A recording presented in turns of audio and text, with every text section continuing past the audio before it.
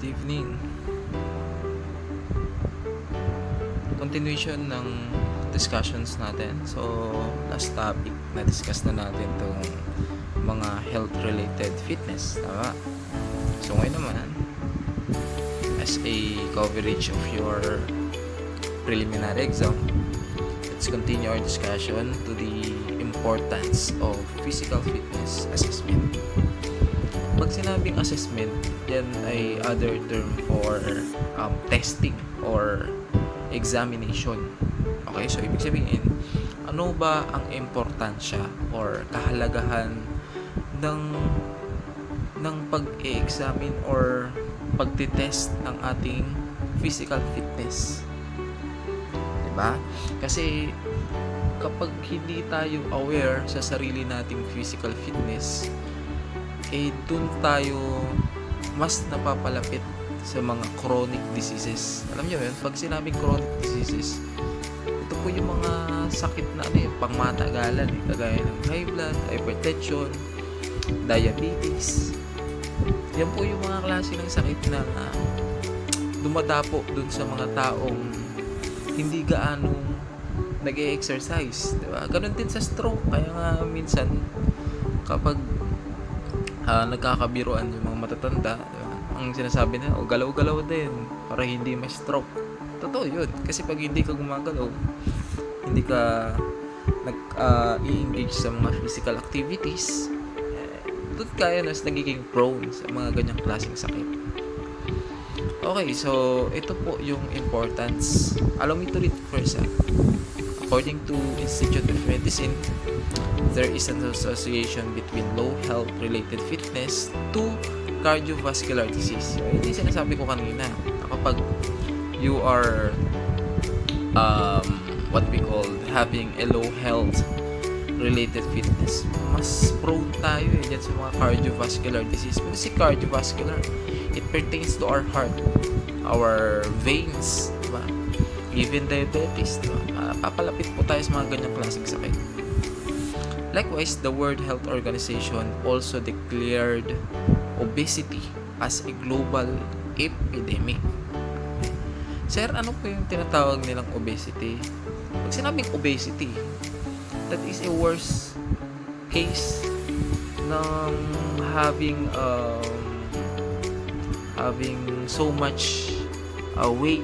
Kapag ikaw ay masyadong overweight, diba merong tinatawag na overweight. Kapag mas mabigat ka pa sa overweight, ay tinatawag natin na obesity. Sabi ng the World Health Organization or ng WHO, ang obesity is considered as a global epidemic. Sir, ano po yung epidemic? Okay, pag sinabing epidemic, yan po yung klase ng sakit to a certain parts of the country. Hindi po yan parang pandemic. Pag sinabing pandemic, that is a disease or a virus na kalat sa iba't ibang mga bansa. Okay? Yan yung tinatawag natin na pandemic. Pag sinabing epidemic, meron lang parte ng bansa na yun na meron mga ganong sakit. Diba? Halimbawa, nagkaroon ng pagtaas ng kaso ng dengue sa Pangasinan. Okay? Pwedeng i-consider na epidemic yon kung sa Pangasinan lang. Pero kung halimbawa tumaas yung kaso ng dengue sa buong mundo, okay, or sa buong Asia, buong Europa, buong Amerika, yun na yung tinatawag natin na pandemic. Okay? So therefore, the importance of assessing and monitoring your health-related fitness is very essential to each and everyone's health. Moreover, health-related fitness testing, ito po yun. Una, educate participants about their current health-related status. So, ito ay trabaho ko bilang isang PE teacher ninyo na i-educate kayo, turuan kayo kung paano yung tamang pagkain or tamang exercise na pwede nyong gawin. Depende sa kung ano yung current health status ninyo. So, titingnan natin kung kayo ba ay overweight, kung kayo ay underweight, kung kayo ba ay may normal na body mass index, kung kayo ba ay may asthma, kung kayo ba ay may high blood, may diabetes. Syempre, may iba't ibang klase ng mga exercise na nararapat sa inyo. Hindi mo pwedeng bigyan ng exercise na magkaparehas yung taong underweight at yung overweight. Nako, baka mas mapabilis ang buhay ng overweight kaysa dun sa underweight kung nagkataon. Pero depende pa rin yan. Diba? Depende po sa program. Hindi ibig sabihin na underweight ay mahinang tao na. Hindi ibig sabihin ng overweight ay mahinang nilalang na. Napapansin ko kapag underweight, mabilis mapagod. Okay? Mabilis siyang mapagod kapag mabibigat yung trabaho na ginagawa. Yan ang kahinaan ng underweight. Meaning, kapag si underweight ay nag-construction worker, huwag mo siyang bibigyan ng trabaho na mabibigat. Diba? Yung bang tagahalo, diba? Kasi medyo mabigat yun. Nakakapagod yun. Okay, bigyan mo lang siya yung taga-abot lang ng hollow blocks. Yan. Taga-abot lang ng yung mga gagamitin lang ng mga pyesa, yung mga gagamitin lang ng mga materialis. Yun ang ibigay mo. Diba? Hindi mabigat yung mga binubuhat. Pero, paulit-ulit yung ginagawa. Kapag ganun, hindi siya mabilis na mapapagod. Yan ang kalakasan ng underweight. Pero pag bibigyan mo siya ng trabaho na mabigat, diba? Yun nga, yung paghahalo, buhos, nako, hindi tatagal yan. Kasi konti lang yung stored na energy ng isang underweight. Kabaliktaran ito ni overweight. Si overweight naman, huwag mo siyang bibigyan ng mga trabaho na nangangailangan ng endurance. Diba? Kung si underweight, pwede siya sa pag-aabot ng hollow blocks, diba? Mabilisan na trabaho. Si overweight, pag pinagagawan mo ng ganyan, mabilis siyang mababurn out. Mabilis siyang mapapagod. So, ang pwede mong bigay kay overweight naman, yung pagbubuhat ng mga mabibigat na bagay. Kasi nga, mas marami yung naka-stored na energy dahil sa mga fats na meron sa katawan po niya. Okay, ganun po yun. So, ibig sabihin, kapag pinag-jumping jack mo si underweight at saka si overweight, sa tingin nyo, sino ang unang mamamatay? Magdadaying. Okay. Sino mauna? Si overweight. Okay, si overweight ang unang magdadaying kapag nag-jumping jack si underweight at saka si overweight. Paano naman, sir, kung halimbawa pinag-weightlifting natin si overweight at saka si underweight, diba? Pinagbuhat natin ng mabigat, sino unang makapagod? Si underweight naman. Okay, ganun ang magpag-assess yan. So, ganun ang tamang educate or pag-assess ng tama at proper na exercises. Depende sa kung ano yung status ng isang estudyante. Okay? Second, provide database that are helpful in developing exercises, prescriptions, programs for each individual. Yan, tayo sa school, nagbibigay tayo ng program. Diba? Minsan kapag actually kapag nakita ko talaga na overweight yung bata, sineseparate ko siya. I giving them extra exercises na naka target sa chan, sa core. Okay? Pero yung mga normal lang yung body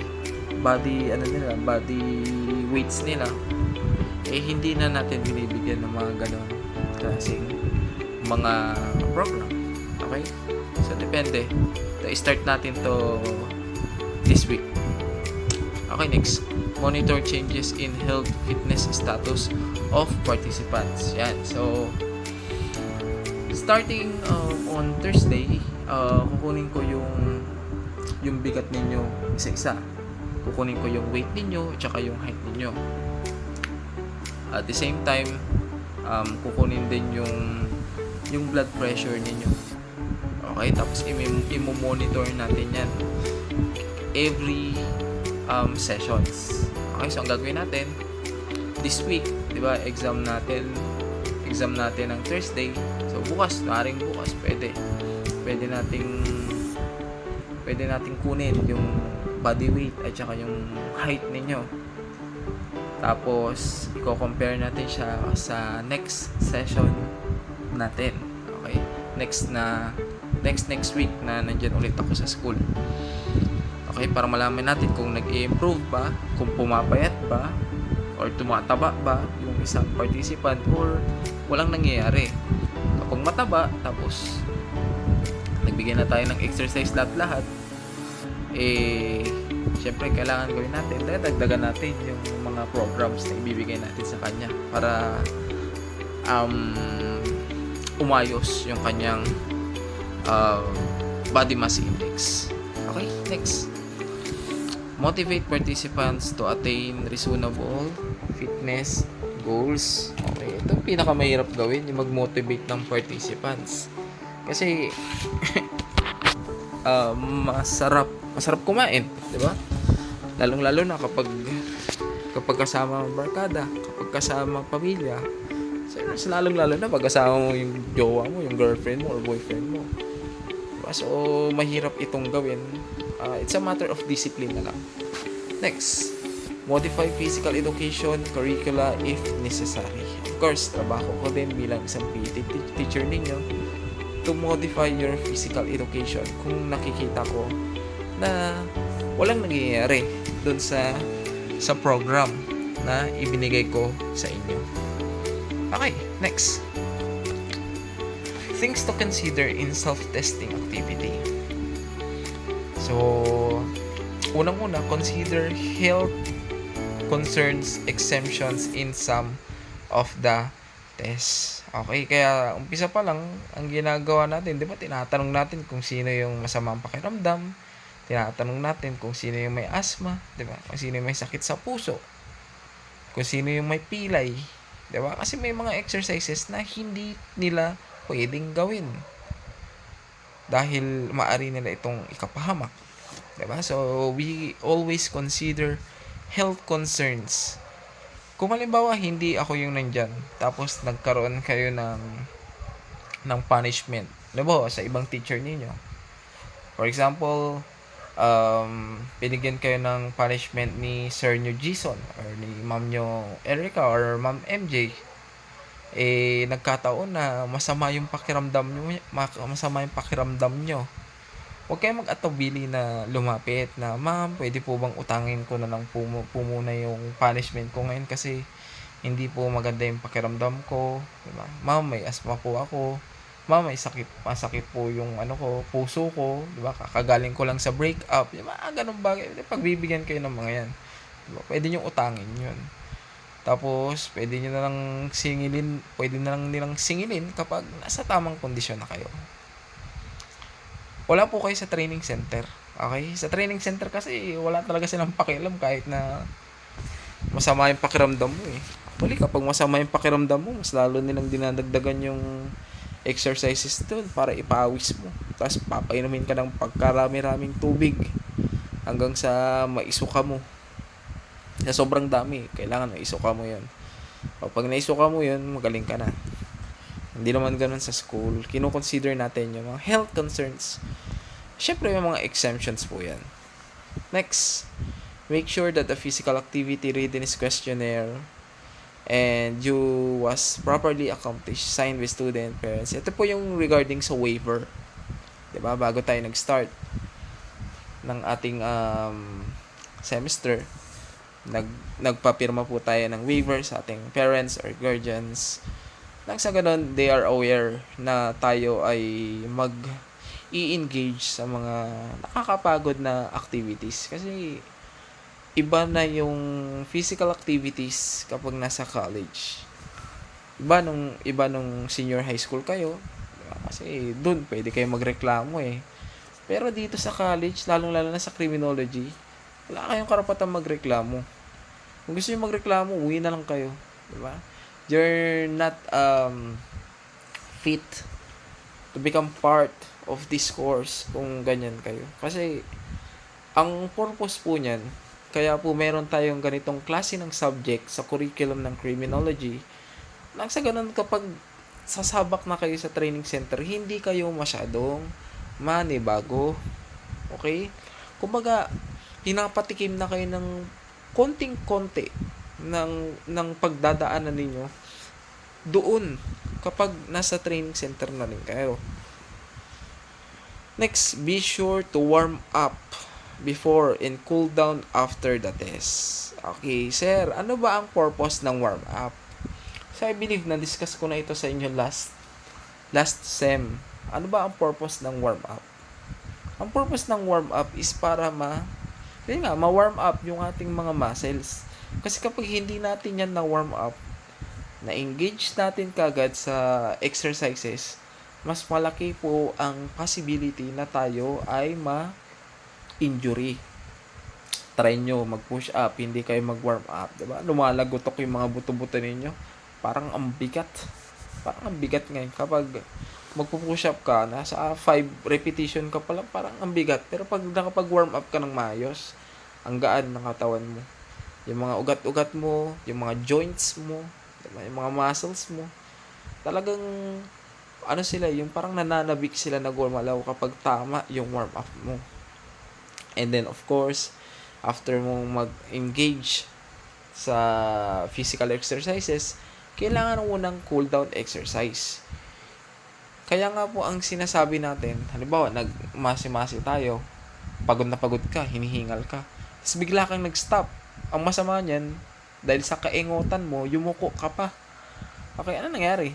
Mahihilo ka. Okay, lagi niyong tatandaan to guys. Kapag kayo ay nag-engage sa cardio exercises, ibig sabihin pag sinabing cardio, yung mga nakakahingal na exercise kagaya nung ginagawa natin sa school, army dozen, wag po kayong suddenly na hihinto. Okay? Dapat meron po tayong cool down exercise. Kasi kapag hindi po kayo nag-cool down exercise, bababa po yung blood pressure ninyo. Diba? Mantakin mo yung dugo mo. Nung hinihingal ka, mabilis yung yung ikot niyan, yung circulation niyan. Kasi nga, kapag hinihingal ka, yung puso mo, nagpa-pump siya, diba? Dire-diretso yung pagpa-pump niya. Mabilis yung pinting ng puso mo, kaya yung dugo is mabilis din ang ikot niya. Now, bigla kang huminto. Bigla kang nag-stop. Ano mangyayari sa dugo mo? 'Di ba? Syempre mag-stop din siya. 'Di ba? Imbis na nakapag nag-cool down exercise ka, yung bilis sana ng ikot ng dugo mo, paunti-unti siyang babagal. Okay, paunti-unti siyang babagal hanggang sa bumalik siya sa normal. Okay? Yung pulso yung pagpintig ng pulso mo, unti-unti din siyang babagal. 'Di ba? Hanggang sa bumalik sa normal. That is the purpose of cool down exercise. Pero pag hindi ka nag-cool down exercise, you suddenly stop, 'di ba? Syempre, mabibigla yung katawan mo. Ano mangyayari? Biglang didilim yung paningin mo hanggang sa mahilo ka. Okay, doon ka magbabag down kasi nga babagsak yung blood pressure mo. Okay, next. Ensure a safe and conducive fitness testing area. Of course, diyan naman sa atin, safe naman yung natin, yung ating fitness testing area. Yun nga lang, minsan mainit, maaraw. But that's part of our journey sa college, sa criminology department. Okay, next. Wear appropriate clothing, of course. I advise na syempre kapag tayo mag-exercise, dapat yung damit natin ay loose. Okay, huwag masyadong masikip. Okay, huwag masyadong masikip kasi pag masikip, mahihirapan po tayong huminga, 'di ba? And syempre dapat yung footwear natin, yung sapatos natin ay komportable dapat sa paa natin. Okay, tandaan natin na kapag tayo ay tatayo, tayo ay mag-exercise, lahat po ng pressure, bigat ay mapupunta sa paa natin. Kaya dapat lang na yung paa natin ay meron pong maayos na sapatos. Next, maintain proper hydration at all times. Sabi dyan, proper hydration. Sir, paano ba na natin malalaman na proper ang hydration natin? Ganito yan. Kapag mag-i-engage tayo sa physical exercises, alam natin na may masi-masi kinabukasan, dapat ngayong gabi pa lang, nag-hydrate na tayo. Hindi yung bukas pa tayo ng umaga, iinom ng maraming tubig. Okay? Pagising nyo ng umaga, inom nga ako ng 2 litrong tubig kasi para hindi ako mag-bug down. Pag nag-exercise tayo nun, lahat ng tubig na yun, isusuka mo. Okay? Yung 2 litrong tubig na yun, ngayon mo na inumin na gabi. Okay, ngayong gabi na. Siyempre, magigising ka ng madaling araw dyan, naiihi ka. Natural yan. Pero meron at merong maiiwan dyan sa katawan mo, sa mga muscles mo, na nakareserba para sa kinabukasan kapag magmamasi-masi tayo. Para ngayon, bukas, magmamasi-masi tayo. O ngayong gabi, inom ka na ng tubig. Mag-hydrate ka na. Okay?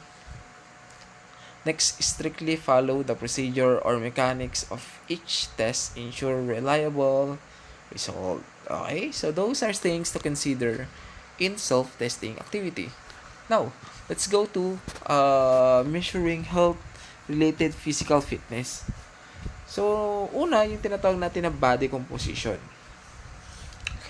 Huwag na natin gawing komplikadong bagay-bagay. Ang BMI, meron pong nadadownload na application dyan sa mga cellphone natin na BMI calculator. Huwag nyo na kahit huwag nyo na gayahin ito. Diba? Yun ang pahirapan. Now, dyan sa BMI calculator na yan, i-input mo dyan or isusulat mo dyan. Ta-type mo dyan yung actual na bigat mo ngayon, yung actual na height mo ngayon, at saka yung edad mo. Okay? Pero yung edad, wala namang kinalaman yan. Wala namang kinalaman yan pag BMI. Yung height lang at saka weight. Okay? Now, tandaan nyo, kapag ikaw ay merong BMI, kasi magko-compute yan eh. Ang BMI mo ay below 18.5. Ikaw ay underweight. Halimbawa, ang BMI mo ay 16, 17, or even 18. Ikaw ay underweight. So, kapag underweight ka, you are disease risk. Ibig sabihin, mataas po ang tsansa na magkasakit ka. Ito po yung mga taong masyadong payat, diba? Ito yung butot balat ba? Okay? Next, kapag ang BMI mo naman ay 18.5 to 21.99, acceptable yung BMI mo. Okay? Ibig sabihin, you are normal. Pero, meron ka pa ring chance na magkasakit, mababa lang. Okay? Mababa siya. Next, kapag ang BMI mo ay 22.0 or to 24.99, ang classification or result ng BMI mo ay normal din. Yung acceptable, normal po yan. And sa pagdating naman sa risk sa mga sakit, yun, very low. Napakalit po ng chance na magkasakit ka. So, very good ang ganitong BMI kapag 22.0 to 24.99. Kapag ang BMI mo naman ay 25 to 29.99, you are considered overweight. Okay, syempre tataas na naman yung risk mo sa sakit. Syempre nandiyan yung high blood, diba? Hypertension, stroke, diba? Kasi nga overweight ka eh. Next, kapag ikaw naman ay mayroong BMI na 30.0 to 34.99, yan na po yung tinatawag natin na obesity. Class 1. So, mataas ang risk sa sakit. Kapag 35.0 to 39.99, nako, obesity class 2.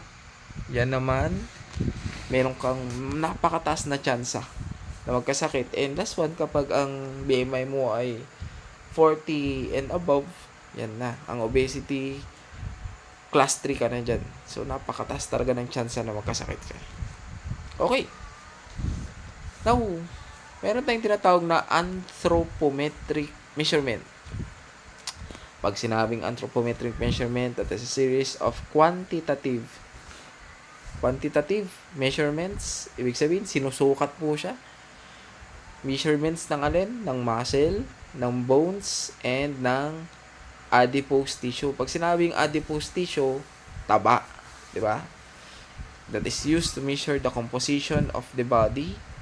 The main components of anthropometry, o yung sinusukat po sa anthropometry measurement, is yung height, yung weight, yung body circumference, di ba? Yung sukat po ng bewang, ng bias, di ba?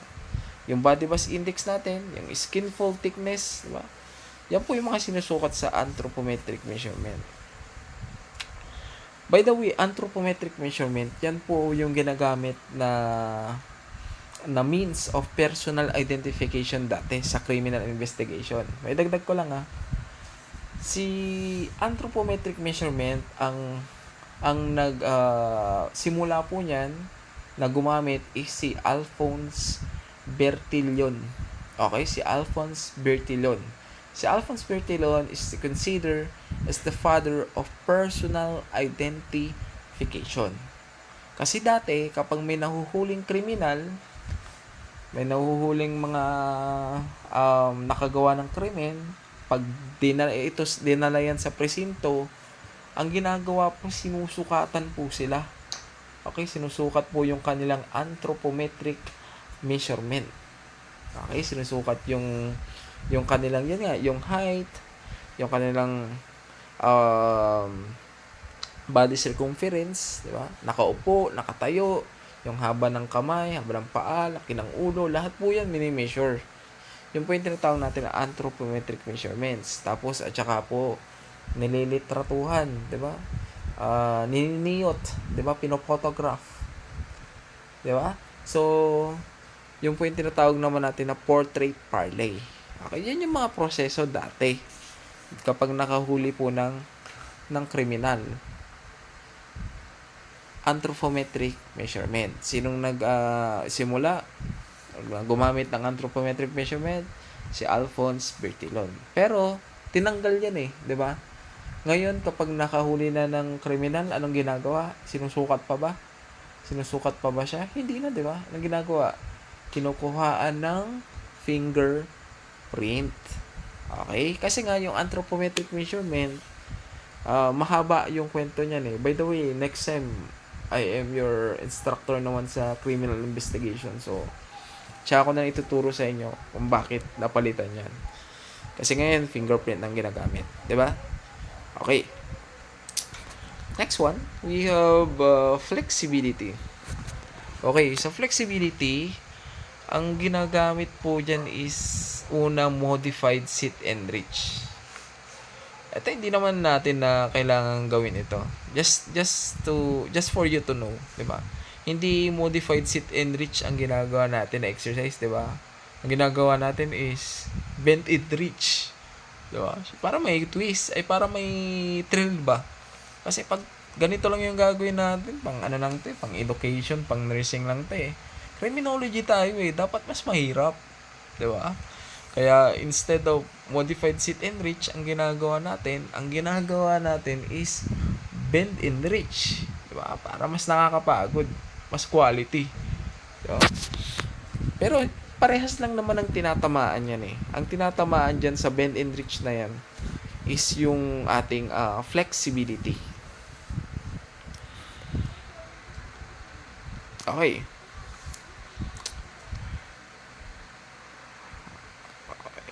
Ano bang tinatamaan na flexibility? Okay.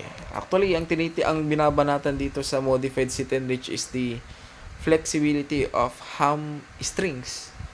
Sir, nasaan ba yung hamstrings na yan? Nandito sa hita. Okay? Yung hita natin, dyan tumatama yan kapag ginagawa natin yung modified sit and reach na yan. Ito. Itong merong box.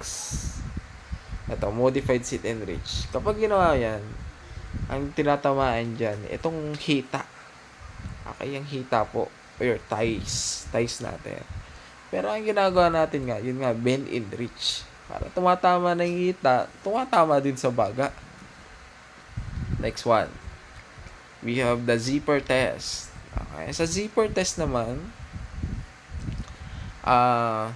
ang tinatamaan naman dyan is yung shoulder flexibility. And ito yung zipper test.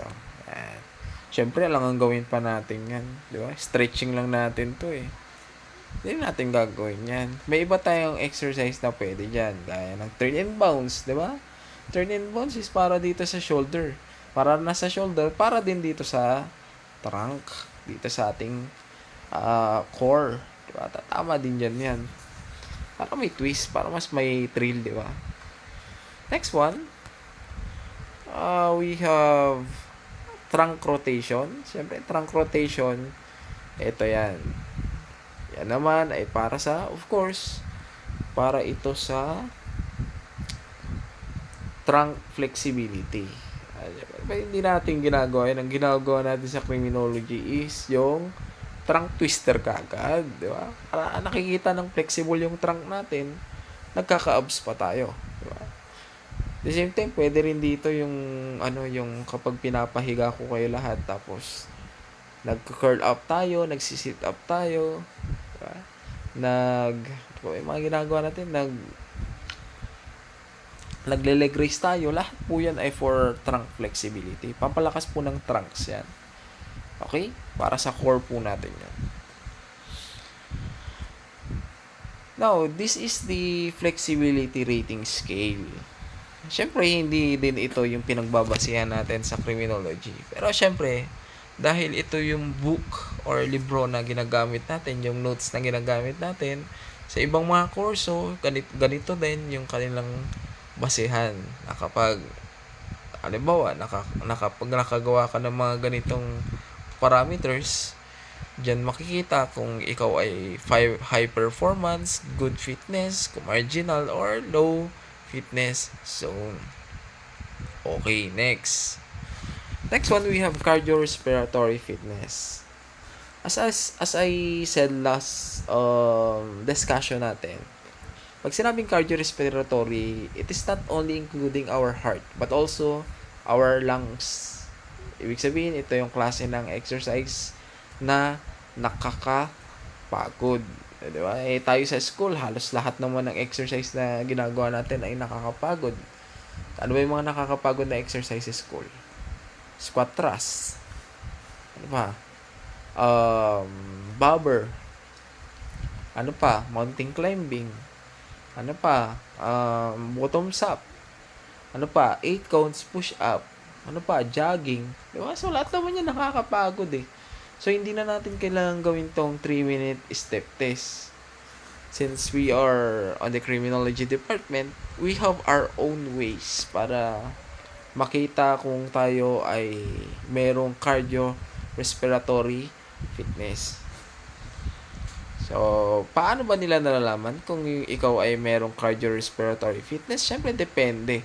So, doon sa pagsukat ng beats per minute. Okay, beats per minute. Alam niyo yung nilalagay sa dito sa hintuturo sa pag nasa clinic kayo. That is what we call oximeter. Okay? Yung oximeter na yan, sinusukat niyan yung oxygen saturation sa dugo natin. Okay? Kung gaano karami yung oxygen na nasa dugo natin, kung tayo ay pagod, kung normal ba yung oxygen. Kasi kung masyadong marami, medyo delikado yon. Kung konti, syempre delikado din yon. Dapat kahit tayo ay hinihingal, still, dapat normal yung oxygen saturation natin. Yung oximeter din, nakakatulong din yun para bilangin yung ating beats per minute. Yung pintig ng pulso natin. Diba? Sabi dyan, malalaman kung you are fit or not depende sa oxygen saturation at saka sa beats per minute ng pulso natin. So, gaya na ito. Yan po ang parameters nila. Pero hindi nyo na kailangan i-memorize to. Just understand the concept that what I am saying. Kung ano yung sinasabi ko, kung ano yung concept ng mga sinasabi ko, yun na lang iintindihin ninyo. Huwag nyo nang iintindihin itong mga parameters dito. Since this parameter is for other courses na hindi naman masyadong nag-engage sa physical fitness. Unlike sa atin, 'Di ba? Pag akyat pa lang ng hagdan, araw-araw na, 'di ba? Ipasubok mo sa ibang kurso yan, nako, hingalin yan. Pero pag sa atin, parang wala na kasi sanay na tayo. Kaya yung parameters nila dito, yung sobrang lakas nila dito, baka yung pa yung sobrang hina sa atin. Diba? Kaya hindi natin pwedeng sundan ito. Next one, we have muscular strength and endurance. Na paliwanag ko rin sa inyo last topic kung anong pagkakaiba ng strength at endurance. Diba? Pag strength, pang malakasan. Endurance, pang matagalan. Muscular strength refers to the ability of muscle to exert maximum force. Pag sinabing maximum endurance, ability of muscles to exert sub-maximal force repeatedly over time. Okay. Sa atin, kapag may push-up na pinapagawa sa inyo, pag female, ang gagawin lang ay bench push-up. Pag sinabing bench push-up, makikita nyo ganyan ang posisyon. Okay? Ganyan dapat ang posisyon. Pero sa training center, wala yung bench push-up na yan. Pare-parehas yan. Kung paano ang push-up ng male, ganun din ang push-up ng female. Kung gaano karami ang push-up ng lalaki, ganun din ang push-up ng babae. Kaya hindi natin pwede ding sundin ito. Kung gusto nating sanayin yung katawan natin, girls, na mapaghandaan yung future natin, kung ano yung ginagawa ng male na push-up, na exercises, pilitin yung makisabay. Kaysa naman pag nandun na kayo, at saka lang kayo makikisabay. Okay, baka mag-dying kayo dun. Kayo din. Okay, so dito, napapansin niyo, di ba? High performance zone nila, 30 plus. Samantalang pag mag-a-apply ka sa PNP, ilan ang minimum? 45. Okay, kailangan maka 45 na push-up ka. So, hindi sapat ang 30 na push-up lang. Kaya nga sabi ko sa inyo, this parameter is for this book only. Pero sa atin, sa criminology, mas mataas dapat yung level ng exercises na ginagawa natin.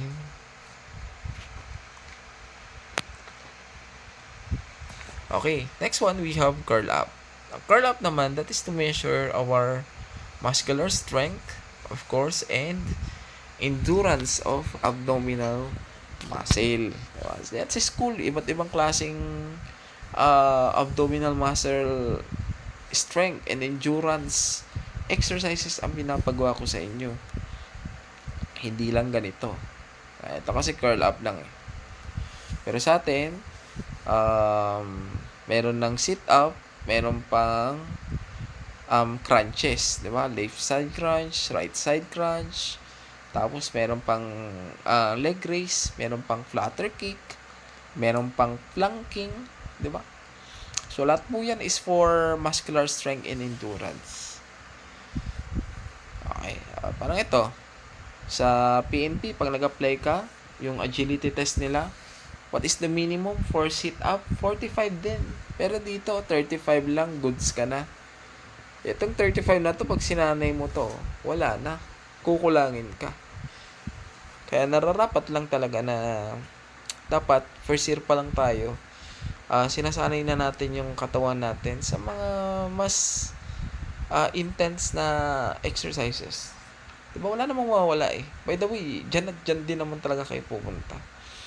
Huwag po nating i-mindset na, tsaka na lang kung mag-exercise ng madami, ng nakakapagod kapag 4th year na ako, pag mag-OJT na ako, wala na. Tandaan ninyo, kung ano kayo ngayon, yan din kayo sa susunod. Diba? Kung halimbawa, dugyot ka ngayon, bukas dugyot ka pa rin. Kung masipag ka ngayon, bukas masipag ka pa rin. Ganun yan. Kaya kung ngayon is nagpe-prepare ka na para sa future mo, kinabukasan ganun ka pa rin. Okay, so I think that's the end of our discussion for this evening. Actually, that is the coverage of our exam. Ito din yung exam ninyo, hapyaman ko ayan na. Ito rin lang yun, yung exam nyo. Tama na. Okay, so bukas wala mo ng exam, 'di ba? Kasi medyo kinulang yung ibang mga kasama natin. Mag-exercise muna tayo bukas para gumanda yung daloy ng dugo sa katawan natin. Pagdating ng Huwebes ay makasagot tayo ng mas maganda, 'di ba? Ng mas maayos. So, that's it. Good luck and see you tomorrow.